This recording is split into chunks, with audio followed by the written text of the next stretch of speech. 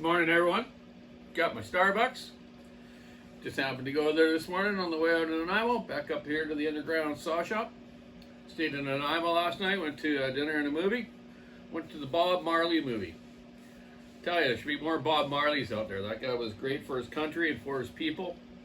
Unfortunately, he passed away at a young age, I believe 36, of cancer. Poor guy. Great tunes. Good family guy. Yeah, he was for his people in the country, man. I've been to Jamaica. It's very cool. Bob Marley, everything there if you ever go there. Whatever you want, you can get there. So here I am. Took a bunch of saws back to Walker Saw Shop yesterday. This morning I've done a 500i, and I'm going to do an 881 here for a fellow as well. Same fellow. Right there. Big block. So I wanted to show you a couple other saws here too, you know, like, see, I'm doing these big stills today. Here's kind of the original models, eh? You know, I first started in a logging camp years ago. This is what we're using, 056 AVs. Big, powerful saw. This thing's like brand new. Thank you very much, Ron. A friend of mine from Saskatchewan sent it to me. And I'm doing them up a couple saws in return. So yeah, this was the big one to be using in the, 90 to 100 cc range. They were fairly smooth on the hands. Decent bottom end power. Had a few issues with a few mounts, switch wires. Other than that, they're pretty beefy. They did well, But they were all falling apart, getting quite old too. So I got Mr. Fedgy to send me 066s. Well, when I got all those, I don't know, close to 20 of them brand new, I think. I never had to do anything for a long time because they just didn't break down. I call them 200-day saws. You can run them almost 200 days without changing a part. Unless you break something, of course. So yeah, those are the old models. Now you have the 661, which has had some issues around here with bearing issues, some wiring issues. But overall, it's turning out pretty good too. They've done a lot of changes on it. And then you have the smaller CC 79cc 500 that is very popular now with everyone. There's a 500i like Facebook site, 500i owners, and all that stuff, right? They're a little bit weak for long bars, but you can do all the changes on them, like putting the heavier spring mount up in front off a 661, or the West Coast suspension kit, which is basically a 661 mount, and the bigger rubber on the side here, and the bigger rubbers on the side here. Just helps for a longer bar, so it's not so noodly. So I've already ported this one to my spec, put a thinner base gasket in it. Now I'm just assembling it. Still's is #1 chainsaw sales in the world. And they are for a reason. Pretty much most of their models are very decent. I love Huskies, I love Dolmars, I love Stills. I like all saws. Depends what model they are, Everyone makes one better than the other, and some are real close. For years, Stills had an anti-vibration problem.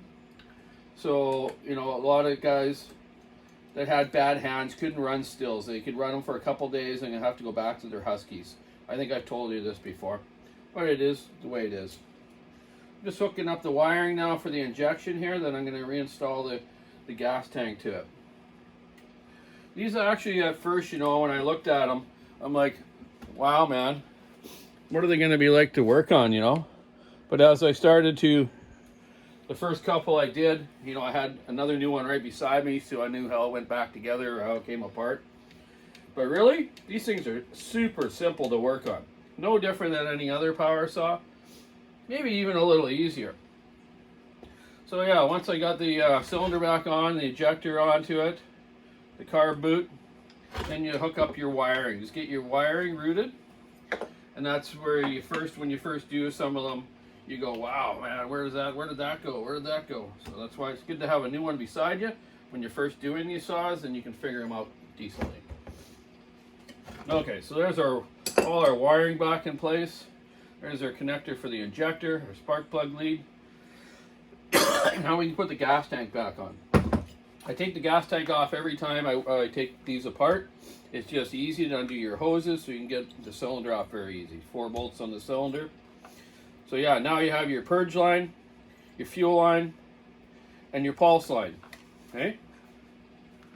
So I just get this set up here. What I do first is I put this screw in for this mount, so it kind of just holds it in place while I put everything on. So I'll just find the self-tapping screw here. I've just lightly ported this saw, raised the compression, and it's got West Coast bark box on it. That's what this customer wanted, and they work great. They're a quick, easy bolt-on performance game, roughly 0.5 to 0.6 of a horsepower game. Okay, once you got that on there, that screw on, you just simply go in here and hook up your purge line and your fuel line. It's pretty easy to remember where they go because they kind of just line up perfectly, eh? So that's the fuel line. And get the purge line on here. Haven't had a lot of problems with these saws. I've had the odd one that gets a glitch, and sometimes if you can change the computer, it'll work better. But overall, they've been very good. I've had a couple issues with the temperature sensor, and I'll show you that in a second. Let's pull your carb boot through. Always use a non-sharp paddle needle nose so you don't poke any holes in the fuel lines or the carb boot. Right? Okay, get our wire here looped over to our computer. This comes from the generator of the saw over to the computer module here, or control module if you want to call it that. It used to be called coils. Okay, so we'll get that routed in a second, but first get our pulse line on. Sometimes I've forgotten this a couple times. You go to run it and like, oh my god, the thing's not running very good. So just hook that pulse line in down over there. You'll be okay, okay? Now let's route our other wires, here properly. So yeah, the main problem I've really had with these is the temperature control, and it's built into the switch on these. So if you get one that's just ain't running, dies out, acting really weird, it won't reset, it's because of the temperature control in the switch here. If it acts up, the thing won't run right, okay? I had a few guys from the US asking me questions. They were having problems with some, and that was the issue with theirs as well. Yes, I've had maybe one ejector go, but overall, not too bad.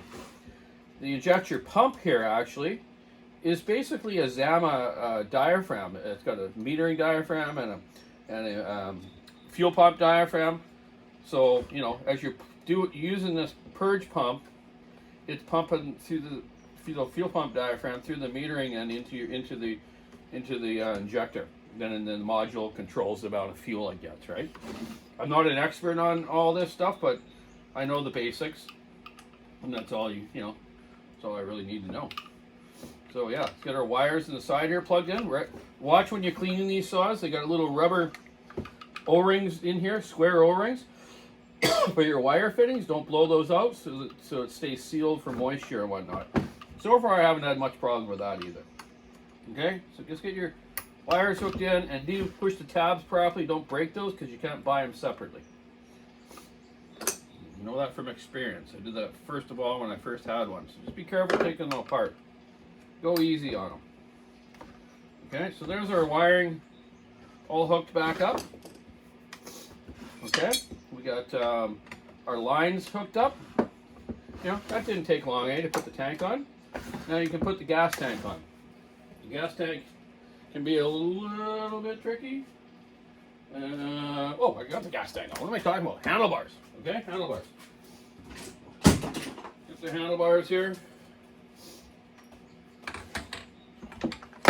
You kind of got to just hold the saw up. Get the handlebar up on the front part first. Of course, it's not going to be as easy when I'm trying to film, Okay.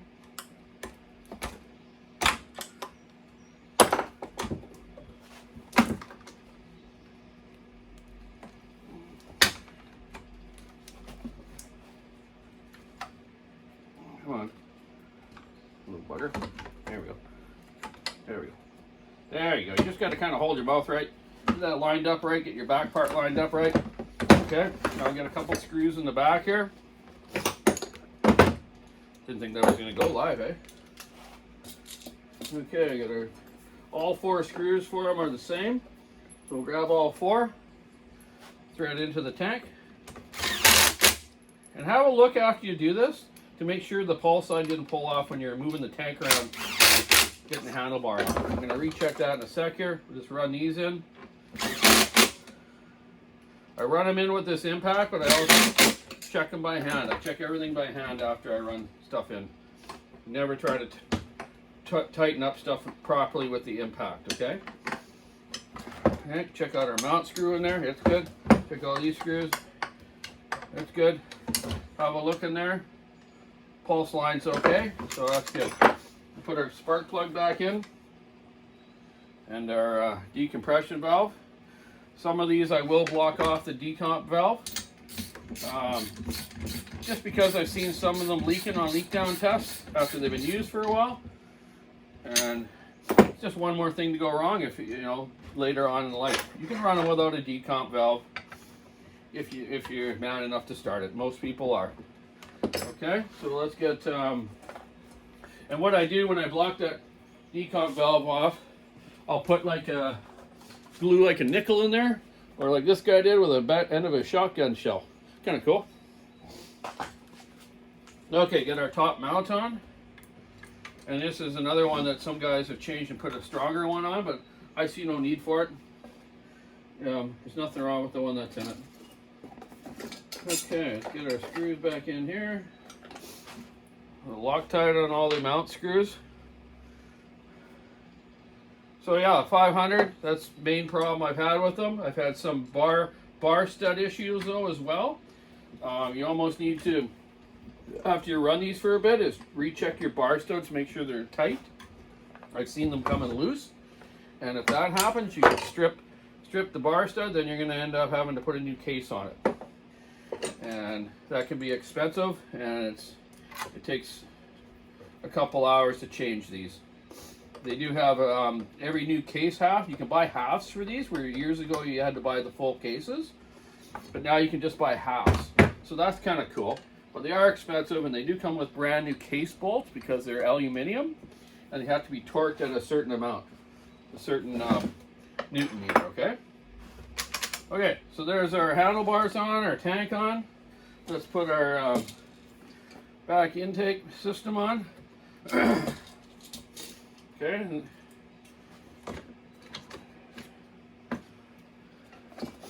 I've had a couple of these throttle valves get sticky, so it wants to hold it wide open. So if you're having problems with the thing, you're thinking it's sucking air, that could be your issue with it. I've only had a couple do that. One of my friend Aaron at Tomahawk Tree Service, that happened to his, and a couple other guys down the road here. Okay, that's back on and on. These screws are aluminum as well. Let's run them in. Okay, do them by hand. Okay, it's all in there. Okay, get our starter back on. This piece on the top, I've been putting a 6mm bolt on here with a nut, a 6mm or a 5mm nut, and I suck it right down. So there you go there. That one's done with a stud with that, and it holds this cover down tight so it doesn't move around and break the little pegs off, okay? That's another little trick thing I do. And while I got this saw up in here, everyone should run a max flow air filter on a 500i. The air filter systems stock aren't very good, man. A lot of fines go by, and you have premature piston wear and bearing problems as well. Buy those max flow kits, and you won't have so much of it. You won't have as much of engine problems with these. Okay. There's a lot of these out now, so now we're starting to see, you know, some stuff being wore. The clutches and the clutch drums are quite weak. They're quite a bit thinner than the original, like 066 one. which, you know, lasts a long time, or the 461 one. But these 462s and 500s and 661s, they've gone to a lot thinner of a clutch drum, and they wear out pretty quick. So, you know, if you're breaking clutch springs and the thing's all wobbly, check it once in a while. You should grease the bearing too on that clutch drum. That'll help the wear of it as well. They're just making everything thin and light, which in a way is fine for a guy running it all day, but stuff wears out quicker. Just a simple thing like the bar plate on these. They're basically like a 7-Up tin can instead of a good steel one. This will be replaced with a lot thicker one, about 3 times the thickness, off an 0461 or 046 or 066. Okay, so this is what you want to check on the clutch drum.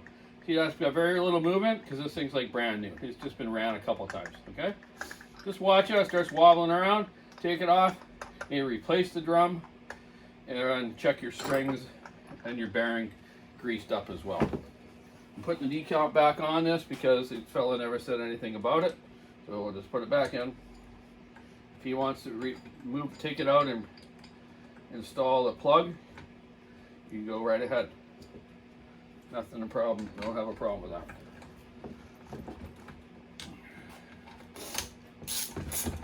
You know, at least Husqvarna, the decompressions are on the side, and I like that better than being on the top. You know, I've said it before, I've had some of these break, but they're old saws, right? It'll rattle and break and fall in. The stem will fall into the motor and wreck your motor, right? Okay, so that's the starter on, air filter back on. I'm going to put the exhaust back on with the bark box. Don't forget to put this little side wind cover on here. This is a deflector for air. If you forget to put this on, the hot air off the cylinder, this fan's quite powerful. The hot air blows up at your face when you're falling with the saw tilted with the clutch side up, right? Okay, when you're up like that, hot air blows there, and you get a little bit of exhaust too from the bark box, but you know, just the way it is, right? If you don't like it, run a different style muffler. Okay, all right, let's get this back on.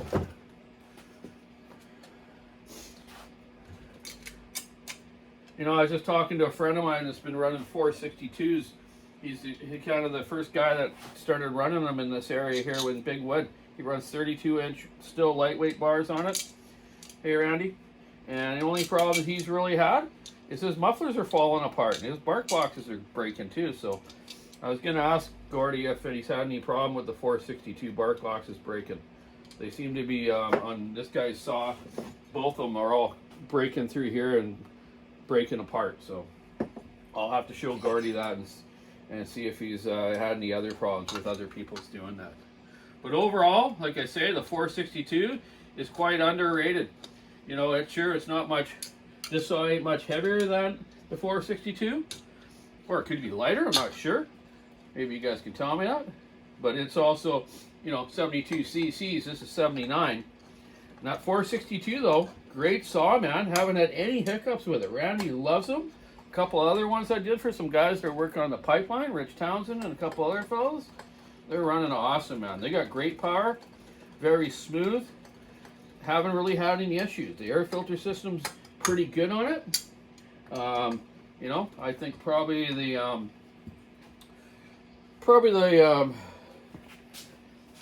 max flow would be good on that too. But so far, I think only a couple people have bought them here for them. Okay, get these muffler bolts in.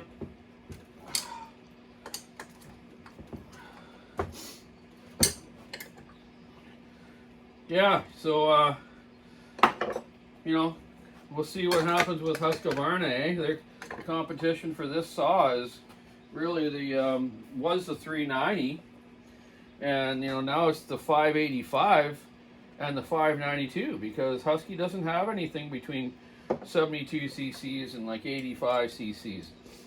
I hope they actually come out with, and I wish they would, with something around 75 to 77 cc's in the like 572 frame, you know. It'd be an awesome saw because the 585 and 592 sure have lots of power, but they're heavy. They're big and heavy compared to the stihls here and the 572. You know, at least you don't have to change stuff on them though. Like adding better mounts, better side cover, better bar plates. So that's one thing they got going for them. And they're super smooth. And they're running really good. You know, some guys have had issues with 592 intake manifolds leaking. Some crankcases breaking, but Husqvarna's already addressed that and addressed a few other issues on those saws. So I always tell people when a new model comes out, wait 1 to 2 years and let everyone else work the bugs out of them. Okay, that's back on. Let's put our top cover back on. And our air filter. Okay. Wham bam. Okay, air filter's like brand new in this one. Quick little clean. There you go. That's a 500 back together. Putting this from putting the tank on, handlebars on, muffler on, starter on. It's awesome. Okay, going go-kart racing this weekend. Saturday's practice, Sunday's racing. It's supposed to be raining heavy Sunday, but I'm going to go anyways. I might not race on Sunday if it's really pouring. I just don't enjoy it like I used to when I was a kid. But Saturday I want to practice and have a little fun with a friend of mine, Jerry.